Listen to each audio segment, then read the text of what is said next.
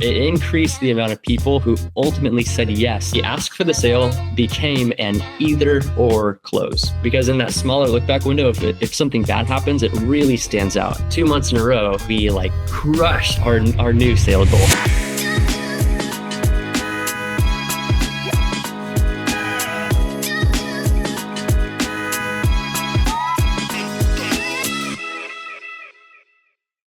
How's it going, Parkour gym owners? It's Jimmy from Motion Mentors. And in this episode, I want to talk about something that we launched at Freedom in Motion that made a huge impact to our ability to get leads, get new members in the door. And frankly, it did a lot to solve a constraint that we were having at the business. So although I'm going to be talking about Parkour gyms and memberships, this is really a commentary on subscription models. So reoccurring payments. So if you have an app, if you have a thing, you do outdoor coaching, if you have a reoccurring membership model of some kind, this will be pretty applicable to you. Okay, so let me jump in with the problem that I was trying to solve before I landed on this thing that I'm about to say. So when I'm looking at my business to try to figure out as the CEO, what work should I even be doing? My job as a CEO is to always find the constraint of my business and figure out how to solve it so that I get my business flowing faster and getting to the next level. A constraint could be also said as the bottleneck of the business. And you would do that by looking at all of the things in your business that could improve. For example, are one's sales conversion rate could be slightly better. Your length of engagement, how long people are members before they cancel, could be extended. How much people are being charged, the average revenue per member, how much they're buying could grow. There's all sorts of areas where you could make improvements. And so once you've identified those areas, the second thing you want to ask, and this is how we find the number one constraint, the one bottleneck that we want to work on. The second thing you ask is, well, all these opportunities, which one of them takes the least amount of resources, time, effort, and money to solve? Right. So of all the things I could do, which one takes the least amount of effort, time, money, resources, and then would give me the best benefit, the most ROI back into improving my business? So that would give me my number one constraint. And so maybe, 4 or 5 months ago, I was looking at my business and it seemed like our constraint really was at the very beginning. We just needed more leads. We were getting a solid number of leads. We were getting a very good sales conversion rate. Once we had the members, they were staying for 2 years plus. The quality of coaching and the reviews and the happiness of the staff was all really good. So each step of the business I was pretty happy about. And it really seemed like if we just get more members, especially because we have one gym that's pretty new and could use some more members, it would just take us to the next level. And so zooming in on that constraint, we need more leads. Okay, well, what are we already doing? We're running ads. We are doing emails. We're doing live events. We're doing quite a few things. And it seems like, we get a lot of our leads from ads. So it seems like if we just put more money into ads and or we improve our ad quality, we'll get more leads.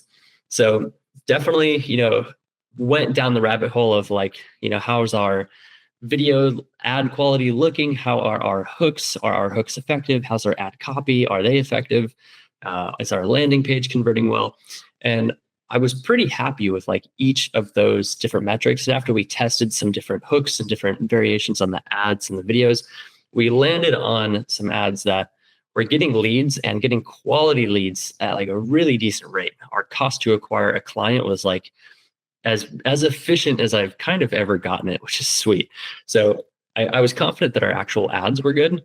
So then moving to the other side of okay, how much money are we putting behind them? And I wanted to get, so in that season, I wanted to get specifically to $10,000 in ad spend every single month across my 3 gyms. And that might seem like a lot, and it is. But for us, that's worth it because we're trying to hit a certain sales velocity, meaning how many new sales, new memberships are we making every single month per location? Because I know that when we get a new member, they stick around for a long time. And the profit per each new member is way more than the cost of acquiring a new member. So if I put in, $10 in ads and I get one member out. Well, that member I know is going to be worth, I'm just making this number up, is going to be worth like 100 or $200 on the back end. So put in $10 in ads and get out, a couple $100 in profit on the back end. So that's the kind of like your business is an ATM win condition that you want. So knowing that, I just needed to get us to that level of ad spend, keep it there for a while, make sure my hypothesis is correct that, this amount of spending really does get us that many more leads. And then the rest all happens. And it was right there that I landed on our actual constraint. It was hard to just like chuck more money at ads. At a certain point, we were stepping over what our budget was to actually do that. So we had to create this condition that I've heard before, in some other like gym owner books that I've read and some other podcasts, and there's a few other like gym space, fitness space, membership, even space gurus that talk about if you can just make a big enough sale on day one, when you have a new client, the cash from that sale can be used to then put back into leads, can put back into marketing. So the leads coming in, the people purchasing, they actually self-finance. They pay you to go and get more leads. And that sounded like a pretty cool condition to me. So looking into that, we wanted to test. Originally, we tested this like offer where people can purchase 4 months of membership upfront. And in exchange, they get, some stuff. I'm not going to tell you too much about that because we tested it and it worked okay, but we made a tweak to that ended up being really good. I'm going to give you the specific details on that. So we were doing this 4-month prepay offer, and we were getting like 10-ish% of all members to opt into that 4-month offer. And that absolutely was giving us like a cash injection upfront. So that made our constraint better, but it didn't solve it. We were still having to kind of dip into our cash reserves to pay to get new members this month. And then of course we'd get the money back in the next few months as those members piled up, but we wanted to move a little faster than that. So we tweaked the 4-month offer into a quarterly offer. And so instead of, let me say this, at my gyms, we bill every 4 weeks. So instead of monthly, people pay every 4 weeks. And so the way that we build quarterly is that they can choose to be on either the every 4 weeks option or pay every 12 weeks, right? Which is pretty much every quarter, every 3 months. And they pay upfront, they get their 12 weeks membership, and then it renews in another 12 weeks, they pay upfront again. And it's just the exact same membership billing. It's just on a quarterly cycle. And we would offer clients $200 in account credit if they went onto the quarterly billing. And for them, we would say, the pitch kind of sounded like, hey, like most everybody sticks around in our Parkour gym for way longer than 3 months. So we have this new quarterly option. You can pay either every 4 weeks or every 12 weeks. It's the exact same amount of money, but on this option, the quarterly option, we're going to give you $200 in account credit, which you can use on spring break camp that's coming up.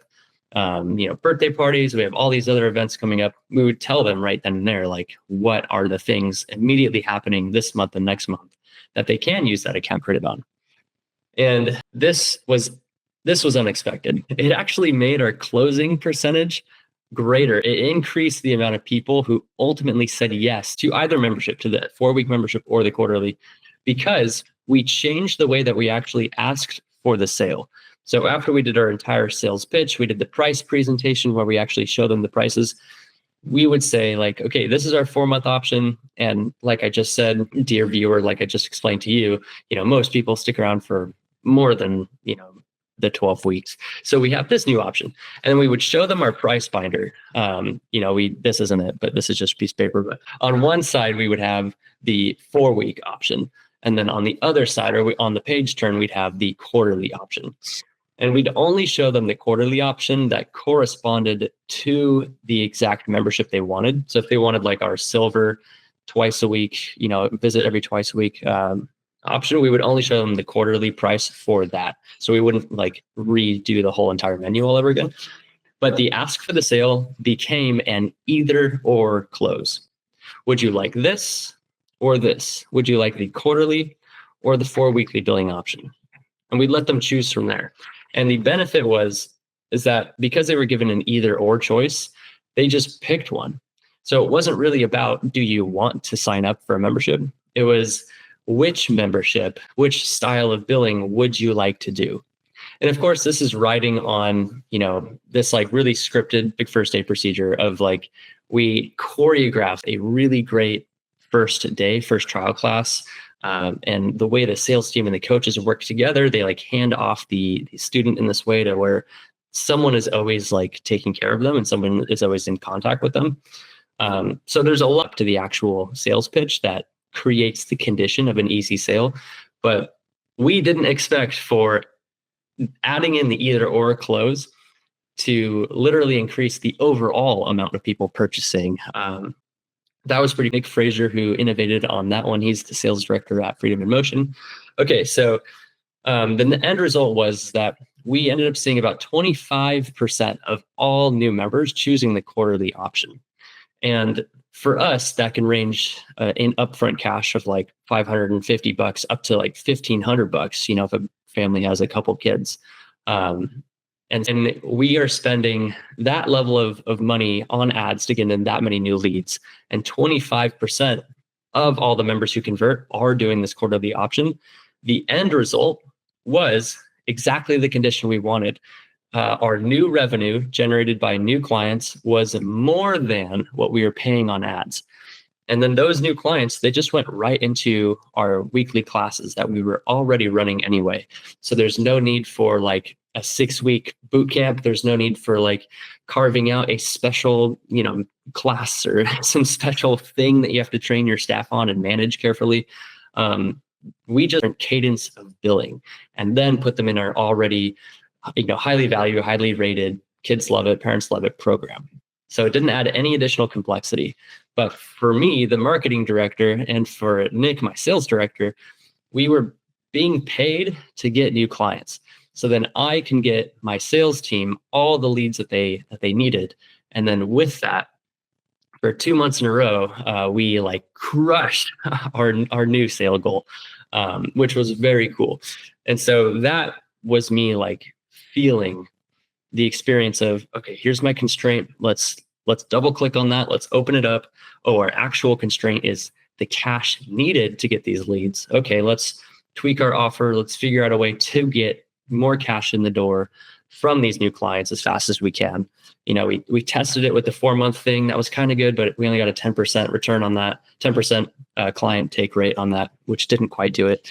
Got some more advice, tweaked it to the quarterly option, which is easier to explain, makes more sense, and it is a reoccurring thing instead of like a one-time, option. Way more people were down, and then the $200 credit that they get.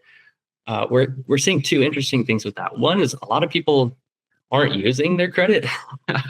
I want them to, but a lot of people aren't. It's just staying on their account. And then the people who do use their credit, it actually hooks them to either bring in a friend because they're coming to this event that we're holding for free, and then or for virtually free, they're using their account credit. Then they can bring a friend to, because they have $200, so they might as well. So that's an extra lead right there. Or if they do something more expensive like a birthday party or a camp, which is more than $200, then the client ultimately ends up paying a little bit more, which it's great for them because overall they pay way less. And it's great for us because our total revenue goes up also in a way that we weren't seeing before the $200 account credit. And if these people are booking birthday parties, then we're getting even more leads off of that. Okay, so that was kind of the breakthrough we had recently, offering the quarterly billing option. So far, we're just offering it to new clients.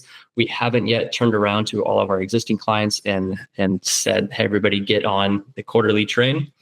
One thing I want to validate before we turn around to our existing audience and say like, hey, everybody, 4-week is cool, but try this new quarterly option. Is one of the benefits that I was told of the quarterly billing was that it has the effect of making people stay as members for longer, simply because you're showing up on their bank statements less often, simply because when they make a purchase, when they 4-week or a monthly cadence, the look back window is a month, right? So if anything happens in that month, if they go on vacation, they get sick, they just had a bad experience, when it comes time to pay again, they turn around and look back at their past month and they remember, I went on vacation, I got sick, I had a bad experience. And more people will say like, oh, it wasn't worth it, or whatever their like value equation is in their head.